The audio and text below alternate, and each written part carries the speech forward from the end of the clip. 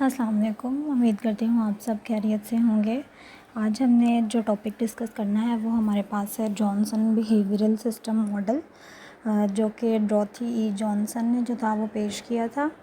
Basically Dorothy ई Johnson जो है वो हमारे पास इनके राइटर हैं और ये 1919 में जॉर्जिया के सिटी में जो थी वो पैदा हुई थी और BSN इन्होंने 1942 में किया। ठीक है, थोड़ा सा इंट्रोडक्शन जो है वो हम इसका रीड आउट करेंगे।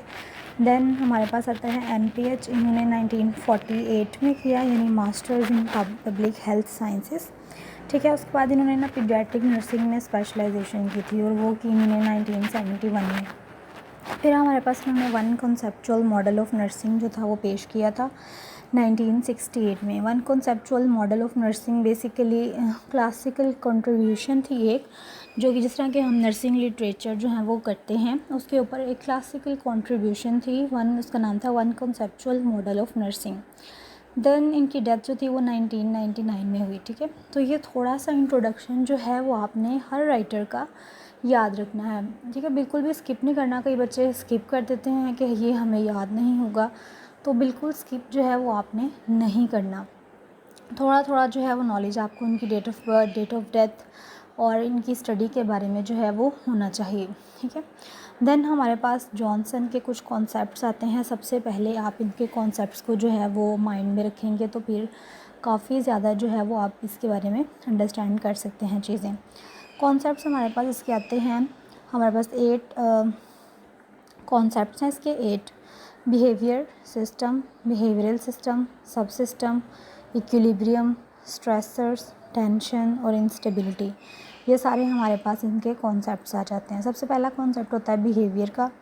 बिहेवियर क्या होता है हमारे पास? बिहेवियर हमारे पास होता है, अगर हम इसको डिफ़ाइन करें तो output of intra organismic structure, यानी हमारे पास जो भी ऑर्गेनिज़म है उसके अंदर जितनी भी चीज़ें हो रही हैं उसकी आउटपुट है हमारे पास, एंड प्रोसेसेस, और जो भी काम वो करता है as they are coordinated and articulated by, यानी जैसे ही वो आपस में कोऑर्डिनेट करता है, आपस में उसकी बॉडी जो है वो कोऑर्डिनेशन करके जो रिस्पॉन्स शो करती है उसको हम बिहेवियर कहते हैं। And responsive to changes in sensory stimulation, यानी जितनी भी सेंसरी स्टिमुलेशंस हैं, हमारी सेंसेस जिस चीज़ को जो है वो एब्जॉर्ब करती है, देखती है, उसके नतीजे में जो भी हमारा आउटपुट आता है उसको हम कहते हैं ये हमारे पास बिहेवियर है। ये जॉनसन ने हमें पहला कॉन्सेप्ट दिया। उसके बाद दूसरा हमारे पास आता है system, that function as a whole by virtue of organised independent interaction of its part, यानी हमारे पास सिस्टम एक तरह का जो है वो काम है जो कि एक होल ऑर्गेनाइज्ड इंडिपेंडेंट इंटरेक्शन से बनता है। जब भी एक ऑर्गेनिज़म, उसके पार्ट्स आपस में ऑर्गेनाइज वर्क करते हैं तो उसके नतीजे में जो भी फंक्शन परफॉर्म होता है उसको हम कहते हैं सिस्टम। उसके बाद हमारे पास तीसरा कॉन्सेप्ट आता है बिहेवियरल सिस्टम। अब देखें, बिहेवियर और सिस्टम जब दोनों चीज़ें आपस में मिल जाती हैं तो उसको हम कहते हैं behavioural system. Man is a system that indicate the state of the system through behaviour, यानी मैन हमारे पास एक पूरा सिस्टम है जिसके पार्ट्स आपस में ऑर्गेनाइज होकर कोई ना कोई फंक्शन परफॉर्म करते हैं और अपना जो वो चीज़ है वो किस चीज़ के थ्रू जो है वो अपना बिहेवियर शो करता है, तो उसे हम कहते हैं बिहेवियरल सिस्टम। ये pattern repetitive and purposeful way of behaving है। ठीक है, और organised and integrated functions that determine, एक हमारे पास ऑर्गेनाइज फंक्शन है जो कि बेसिकली क्या करता है, डिटर्मिन करता है and limits the interaction between the person and his environment and establish the relationship of the person to the object, events and situation in his environment। ठीक है, ऑर्डरली, पर्पसफुल एंड प्रेडिक्टेबल, ये हमारे पास यानी behaviour system जो होता है वो orderly होता है, पर्पसफुल होता है। और आ जाती है सब सिस्टम। सब सिस्टम क्या होता है, हमारे पास एक मिनी सिस्टम है with its own particular goals and function. सब सिस्टम हमारे पास एक मिनी सिस्टम होता है जिसके अपने गोल्स होते हैं, अपने फंक्शंस होते हैं, and as long as it's relationship to the other system और the environment is not disturb, मतलब वो तब तक मेंटेन रहता है जब तक उसका जो रिलेशनशिप है दूसरों के साथ डिस्टर्ब नहीं होता। अब हमारे पास जैसे कि हम मिनी सिस्टम के अंदर ना हम अपनी बॉडी को देखें तो हमारी पूरी बॉडी एक सिस्टम है। ठीक है, और उसके अंदर सब सिस्टम्स क्या हो सकते हैं, जिस तरह के रेस्पिरेटरी सिस्टम है, डाइजेस्टिव सिस्टम है, गैस्ट्रोइंटेस्टाइनल सिस्टम है। ठीक है, तो ये छोटे छोटे जो पार्ट्स हैं ये हमारे पास सब सिस्टम की फॉर्म में आ जाते हैं। अब उसने ना 7 सब सिस्टम्स को जो था ना वो एक्सप्लेन किया था कुछ बुक्स में, जो न्यू बुक्स हैं वहाँ पे 8 हो गया हुआ है।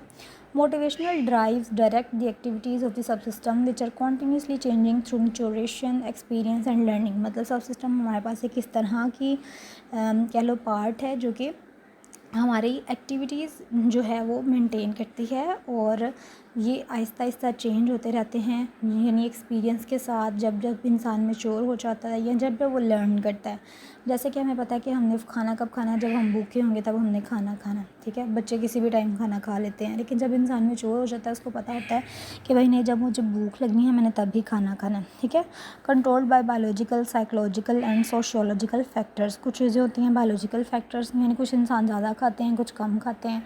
तो ये हमारे पास चीज़ें बायोलॉजिकल, साइकोलॉजिकल, सोशल फैक्टर्स के थ्रू भी जो है वो इफ़ेक्ट होती रहती हैं। ओके जी, तो हमारे पास नेक्स्ट जो आता है वो हमारे पास आता है इक्विलिब्रियम।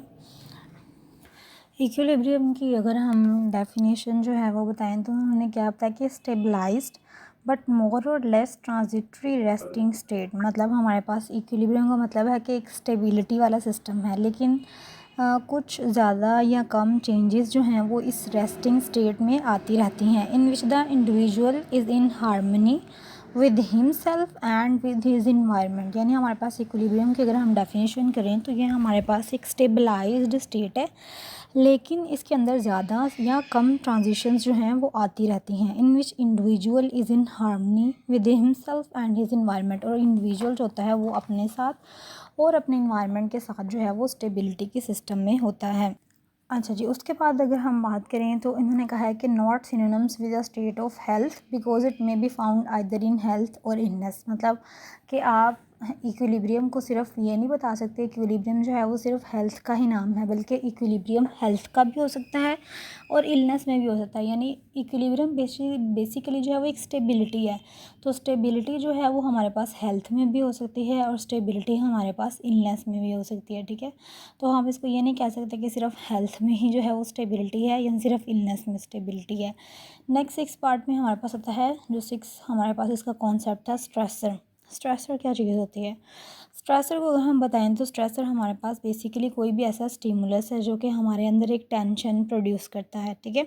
टेंशन क्या होती है इसकी अच्छी सी डेफिनेशन उन्होंने नेक्स्ट बताई है, लेकिन हमारे पास स्ट्रेसर कोई भी इंटरनल स्टिमुलस हो सकता है या कोई भी एक्सटर्नल स्टिमुलस हो सकता है, जो कि बेसिकली हमारे अंदर एक टेंशन क्रिएट कर रहा है, एक इंस्टेबिलिटी की जो है ना वो स्टेट क्रिएट कर रहा है, उसको हम कहते हैं ये हमारे पास स्ट्रेसर है। पॉजिटिव भी हो सकते हैं, नेगेटिव भी हो सकते हैं।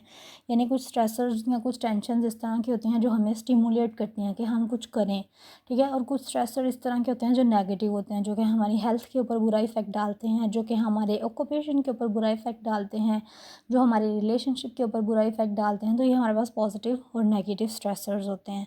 कैन बी एंडोजीनियस और एक्सोजीनियस, यानी एंडोजीनियस भी हो सकते हैं, ओरिजिन उनका जो है वो अंदरूनी भी हो सकता है या बैरूनी एक्सटर्नल साइड से भी जो है वो स्ट्रेसर हमारे ऊपर हो सकते हैं। अंदरूनी यानी हमारे जिस्म के अंदर कोई बीमारी चल रही है या कोई सिस्टम इस तरह से ख़राब हो गया, और बैरूनी यानी आउटर इन्वायरमेंट, गर्मी ज़्यादा है, सर्दी ज़्यादा है, इस तरह से हमारे पास डिफरेंट तरह के जो है वो स्ट्रेसर्स हो सकते हैं।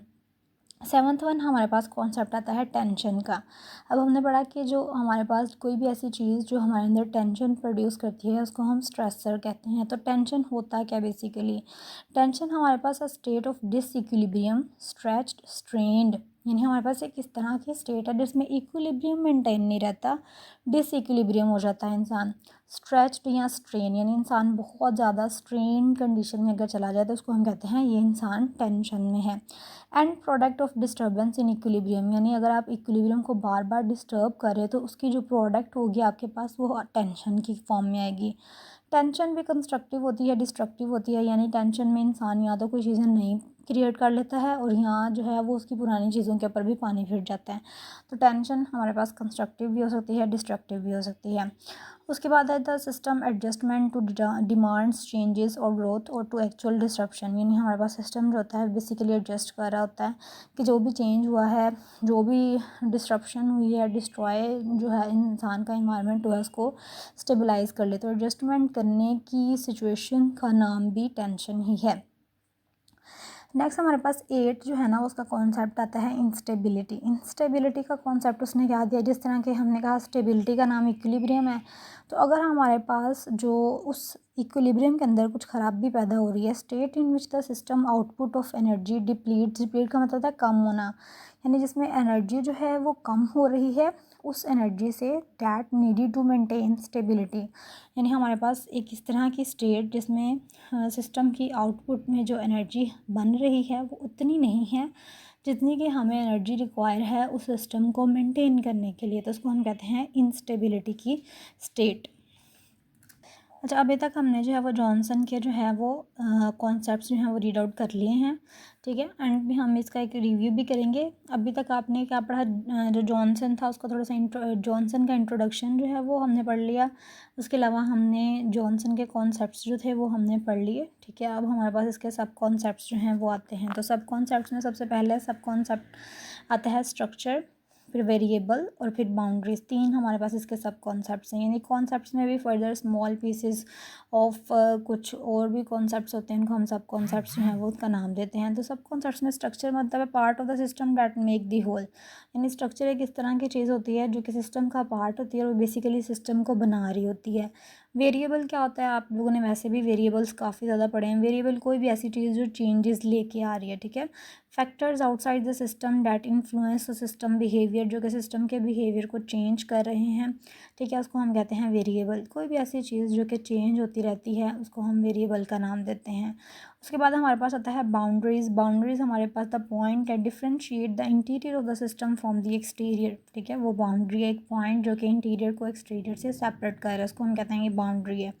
तो सब कॉन्सेप्ट्स में अगर कोई आपसे पूछता है या पेपर में आता है कि आप जॉनसन के सब कॉन्सेप्ट्स लिखें, तो सिर्फ 3 है, स्ट्रक्चर, वेरिएबल, बाउंड्रीज। अब ये बहुत इंपॉर्टेंट जो है ना वो क्वेश्चन है कि सब सिस्टम्स जो हैं वो कौन कौन से हैं। जॉनसन के शॉर्ट में भी बहुत दफ़ा आया हुआ है और लॉन्ग में भी, लॉन्ग में तो नहीं, खैर शॉर्ट में जो है वो काफ़ी दफ़ा पूछा जा चुका है कि सब सिस्टम्स ऑफ जॉनसन। एमसीक्यूज़ में भी बहुत दफ़ा आया कि 7 हैं, 8 हैं या कितने हैं, ठीक है। तो वो हमारे पास 7 थे लेकिन अब 8 हो गए हैं, ठीक है, 8वां जो है वो अब ऐड हुआ है। तो सब सिस्टम्स में को हमारे पास कौन कौन से हैं, affiliation, dependency, sexuality, aggression, elimination, ingestion, achievement, restorative. इसको आप एक निमोनिक से याद कर सकते हैं, एड्स, आ और राइस, ठीक है, एड्स, आ, राइस के साइड पे जो सर्कल हुआ है ना, इसके साथ आप इसको याद रख सकते हैं। तो सबसे पहले हमारे पास जो है वो होता है अटैचमेंट और एफिलिएशन का सिस्टम। अटैचमेंट और एफिलिएशन का सिस्टम बेसिकली क्या होता है कि जो सोशल ऑर्गेनाइजेशन की बेस बनाता है, ठीक है, जो कि हमारे सर्वाइवल के लिए, हमारी सिक्योरिटी के लिए बहुत ज़्यादा ज़रूरी है। देखिए, हमारे सर्वाइवल के लिए ज़रूरी है कि हम एक दूसरे के साथ अटैच हों, ताकि कल को अगर कोई मसला हो या कोई हमें ज़रूरत हो तो लोग जो हैं वो हमारी सिक्योरिटी के लिए, हमारे सर्वाइवल के लिए हमारे साथ हों, ठीक है। कॉन्सिक्वेंसेस आर सोशल इंक्लूजन, यानी जब आप अटैचमेंट, किसी के साथ अटैचमेंट बनाते हो, अपने सोशल सर्कल बनाते हो, तो उसमें फिर intimacy, formation and maintenance of a strong social bond जो है वो आपका बन जाता है, ठीक है। तो जॉनसन ने कहा था कि अगर आपका बिहेवियर अच्छा होता है और आप किसी के साथ अटैचमेंट, एफिलिएशन जो है वो करते हो, तो ये सोशल ऑर्गेनाइजेशन का जो है वो एक उसकी बेस बनाती है। द नेक्स्ट हमारे पास डिपेंडेंसी सब सिस्टम आ जाता है। उसका डिपेंडेंसी सब सिस्टम का मतलब होता है कि आप किसी के ऊपर डिपेंड करते हो, ठीक है। जैसे बच्चे जो होते हैं वो अपने पेरेंट्स के ऊपर डिपेंड कर रहे होते हैं, ठीक है। नर्चरिंग के लिए, नर्चरिंग मतलब पालना पोसना। Consequences are approval, attention, recognition and physical assistance, यानी कॉन्सिक्वेंसेज, नतीजा इसका क्या होता है कि अगले बंदा जो भी आपके ऊपर डिपेंड कर रहा होता है, आप उसको अप्रूव करते हो, उसको अटेंशन देते हो, उसको रिकॉग्नाइज करते हो और आप उसको फिजिकल असिस्टेंस, उसकी हेल्प भी करते हो, ठीक है।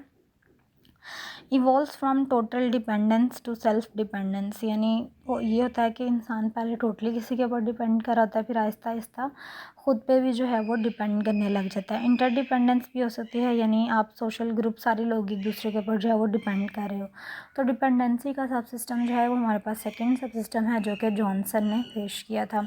अटैचमेंट और एफिलिएशन पहला, नेक्स्ट हमारे पास डिपेंडेंसी सब सिस्टम। तीसरा सब सिस्टम है इंजेस्टिव सब सिस्टम, यानी इंसान के अंदर, इंसान के सिस्टम के अंदर ये बेसिकली एक कैपेसिटी होती है इंजेक्शन की, ठीक है। इंजेस्टिव सब सिस्टम कि उसने किस तरह से खाना है, खाना किस तरह से है, कब खाना है और कहाँ कितना खाना है, ये इंसान पूरा जो है उसके ऊपर डिपेंड कर रहा होता है। जैसे देखिए एक एग्ज़ाम्पल है कि अगर आप एक बेस्ट फ्रेंड के साथ फूड खा रहे हैं तो आपका खाने का अंदाज़, तरीका बिल्कुल चेंज होगा।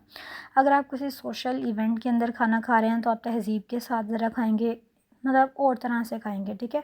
और अगर आप कोई क्योंकि ऑफ़िशियल मैनर्स के साथ आप खाएँगे, और इसी तरह से आप जब कब खाना है, कितना खाना है, eat when, how, what, how much, ठीक है। तो ये साइकोलॉजिकल आपकी कंसिडरेशन होती है। तो ये भी एक सब सिस्टम है हमारा, इंजेस्टिव सब सिस्टम, जो कि ये सारा कुछ डिसाइड करता है कि बेसिकली हमने कब, कितना और कहाँ खाना है, ठीक है।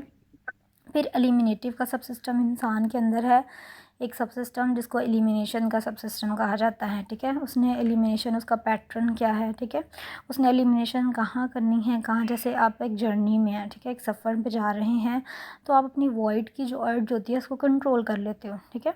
तो वो सोशल साइकोलॉजिकल इन्फ्लुएंस भी होता है, जैसे कि अगर हम टेंशन में हों तो कई लोग इस तरह के होते हैं कि उनको डायरिया की कंडीशन होने लग जाती है।